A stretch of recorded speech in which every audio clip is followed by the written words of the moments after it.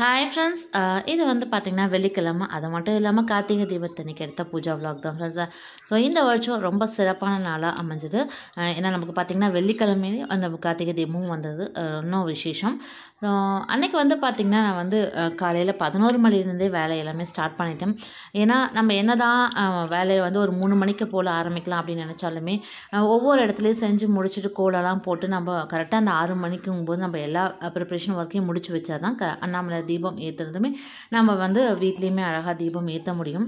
So அதனால் வந்து காலையிலேயே அன்றைக்கி வந்து வேலையெல்லாம் ஸ்டார்ட் பண்ணியாச்சு ஃப்ரெண்ட்ஸை. இன்னொன்று வந்து மழை வந்து 2 நாளாக தொடர்ந்து வந்துகிட்டே தான் இருந்தது. எங்கே தீபம் ஏற்றும் போது மழை வந்துருமோ அப்படின்னு நினச்சிட்டு தான் இருந்தோம். ஆனால் நல்லபடியாக அந்த நேரம் பார்த்து நம்மளுக்கு கொஞ்சம் நேரம் தீபம் ஏற்றத்துக்காக கேப் விட்ட மாதிரி தான் இருந்தது. ஸோ நான் வாசலில் வந்து கொஞ்சம் சிம்பிளாக தான் கோலம் வந்து போட்டிருந்தேன். ஏன்னா ஒரு சந்தேகத்தோடையே தான் கோலம் போட்டேன். ஒரு வேளை மழை வந்து தீபம் ஏற்ற முடியாமல் கோலம் அடைஞ்சிருமோ அப்படிங்கிறதுக்காக இந்த வருஷம் பார்த்திங்கன்னா நான் வீட்டுக்குள்ளே மட்டும்தான் கொஞ்சம் நல்லா கலர்ஃபுல்லாக கோலம் போடலாம் அப்படின்னு தான் பிளான் பண்ணியிருந்தேன்.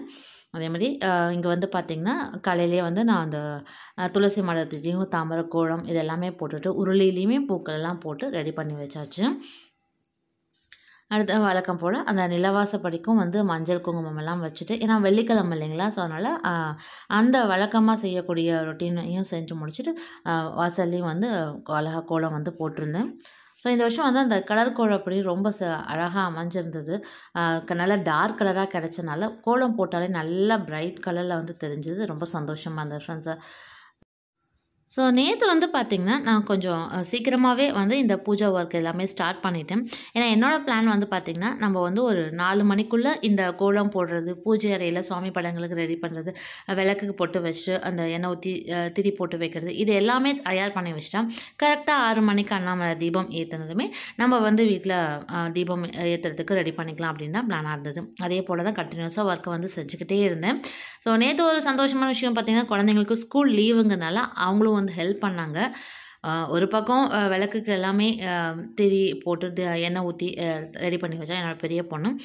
அவங்க அந்த மற்ற விளக்குகள் எல்லாம் தயார் பண்ணி அவங்க கொடுத்தாங்க. ஸோ நான் வந்து பார்த்திங்கன்னா பூஜை அறையில் இருக்கக்கூடிய சுவாமி படங்களுக்கு எல்லாமே எங்கெங்கே விளக்கு ஏற்றணுமோ அதுக்கு எல்லாமே ரெடி பண்ணி வச்சுருந்தேன். குழந்தைங்களுக்கு லீவ் விடுறது ஒரு பக்கம் சந்தோஷமாக இருந்தது. ஹெல்ப் பண்ணுறது வந்து ஒரு சந்தோஷமான விஷயமாக தான் இருந்தது. ஆனால் கூடவே ஒரு பக்கம் பார்த்திங்கன்னா கொஞ்சம் வேலை எக்ஸ்ட்ரா இருக்க மாதிரி தான் தோணுச்சு. ஒரு பக்கம் நாம் க்ளீன் பண்ணி அரேஞ்ச் பண்ணி எடுத்து வச்சா அவங்க மறுபக்கம் அதை குப்பை போடுறதும் இல்லை திங்ஸ் ஏதாவது எடுத்து அங்கே இங்கேயும் ஸ்ப்ரெட் பண்ணி வைக்கிறதாவே இருந்தது. ஒரு வேளையில் பார்த்திங்கன்னா நமக்கு ஹெல்ப் பண்ணுறாங்களேன்னு ஒரு சின்ன ஒரு சந்தோஷத்தில் அதை எதுவும் பெருசாக எடுத்துக்காமல் அப்படியே வேலையை வந்து கண்டினியூ பண்ணியாச்சு. நேற்று டே ஃபுல்லாகவே எனக்கு வந்து கண்டினியூஸாக ஒர்க் இருக்க மாதிரியே தான் ஃப்ரெண்ட்ஸ் இருந்தது. ஃப்ரெண்ட்ஸ் அடுத்து ரீசன்ட் டேஸில் வந்து பார்த்திங்கன்னா இந்த கற்பூர விளக்கு வந்து ஒரு சிலர் வந்து அதில் என்னென்ன பொருட்கள் போடுறீங்க, அந்த தண்ணீர் விளக்கில் என்ன மிக்ஸ் பண்ணுறீங்க அப்படிங்கிறது கூட கமெண்ட்ஸில் வந்து கேட்டுட்ருக்கீங்க. ஒரு சிலர்லாம் அதுக்கு ஏதாவது செப்பரேட்டாக வீடியோ தான் அது லிங்க்கை வந்து ஷேர் பண்ணுங்கள் அப்படிங்கிற மாதிரி ஒரு சிலர் வந்து கேட்டிருந்தீங்க ஃப்ரெண்ட்ஸ்.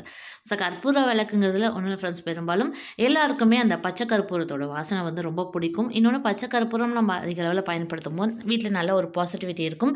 நம்மளும் வந்து நல்ல ஒரு சுறுசுறுப்போடு இருப்போம் ஃப்ரெண்ட்ஸை. எவ்வளோ பேர் வந்து இந்த கற்பூர விளக்கு வந்து பயன்படுத்துகிறீங்கன்னு எனக்கு தெரியல. இல்லை நீங்கள் பச்சை கற்பூரம் வந்து பூஜை அறையில் கூட வச்சுருங்க. இல்லை நம்மளோட லிவிங் ரூமில் எல்லா இடத்துலையுமே வந்து சின்ன சின்ன பீஸை வந்து உடச்சி போட்டு வச்சுருங்க. அந்த ஒரு ஸ்மெல் வந்து எப்போவுமே இருந்துக்கிட்டே இருக்கும் ஃப்ரெண்ட்ஸ். நான் சொன்ன மாதிரி அந்த கற்பூர தீபத்துலேயே நீங்கள் போட வேண்டிய பொருள்னு பார்த்தீங்கன்னா மெயினாக பச்சை கற்பூரம் தான். பச்சை கற்பூரம் வந்து கொஞ்சம் அதிக அளவில் வந்து போட்டுக்கோங்க. ஸோ அப்போ வந்து வாசனை நல்லா கிடைக்கும். கூட கிராம்பு, வாசனை தரக்கூடிய பொருட்கள் எதுவாக இருந்தாலுமே நீங்கள் அந்த தண்ணியில் வந்து மிக்ஸ் பண்ணி வச்சுட்டு அந்த கீழே விளக்கு ஏற்றி வைக்கும்போது அந்த சூட்டில் நல்லா அந்த ஆவி வரும்போது பார்த்திங்கன்னா நமக்கு நல்ல ஒரு வாசனையாக இருக்கும். ஸோ நீங்களுமே நிறைய பேர் வந்து இந்த பச்சை கற்பூரத்தை வந்து பயன்படுத்தி பாருங்கள் ஃப்ரெண்ட்ஸ். ஒரு வேளை உங்களுக்கு வந்து இந்த மத்தியான நேரத்துலலாம் தூக்கம் வர மாதிரி இருக்குது, இல்லை ஒரு மாதிரி லேசியாக ஃபீல் பண்ணுறீங்க அப்படிலாம் இருந்ததுன்னா இந்த பச்சை கற்பூரத்தை அடிக்கடி வந்து வீட்டில் வந்து பயன்படுத்துங்க. அந்த எப்போவுமே வந்து ஒரு சுறுசுறுப்பாக எனர்ஜெட்டிக்காக நீங்கள் வந்து ஃபீல் பண்ணுவீங்க. கண்டிப்பாக இதை ட்ரை பண்ணி பாருங்கள். ஸோ அடுத்து இங்கே வந்து பார்த்திங்கன்னா ரொம்ப நாளாக வந்து பூஜை அறையில் வந்து ஒரு சின்ன குத்து விளக்கு வந்து வச்சு தீபம் ஏற்றணும் அப்படின்னு நினச்சிருந்தேன். ஸோ அது இந்த வருஷம் பார்த்திங்கன்னா அம்மாவே வந்து வாங்கி கொடுத்துட்டாங்க. அதுவும் வெளியில் வந்து வாங்கி கொடுத்தாங்க.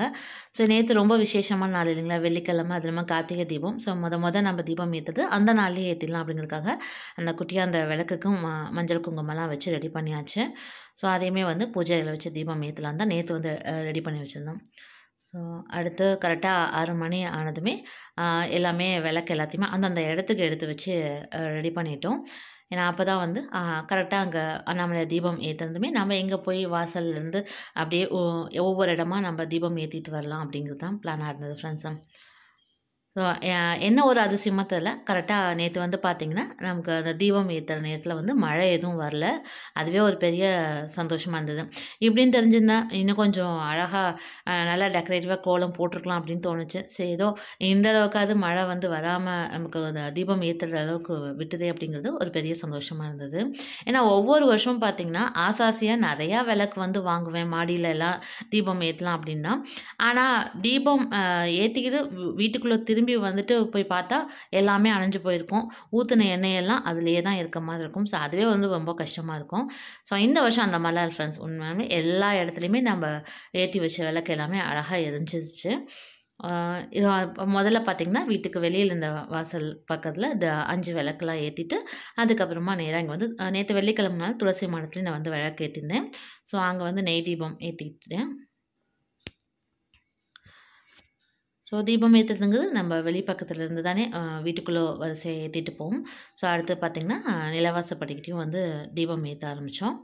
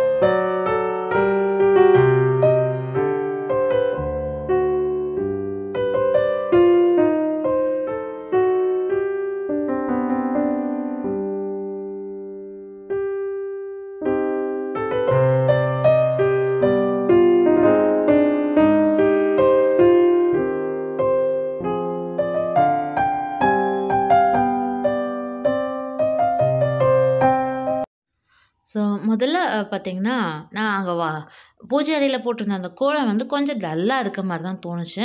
ஆனா விளக்கு எல்லாமே வச்சுட்டு தீபம் ஏத்துனதுக்கு அப்புறம் பார்த்தீங்கன்னா, எல்லா இடத்துலயும் அந்த கோலமே ஒரு தனி லுக்கா இருந்த மாரி ஃப்ரெண்ட்ஸ். ஸோ நான் இந்த இடத்துல மட்டும் இந்த 27 விளக்கு வந்து பூஜை அறைக்கு முன்னாடியே தான் வந்து ஏத்தியிருந்தேன்.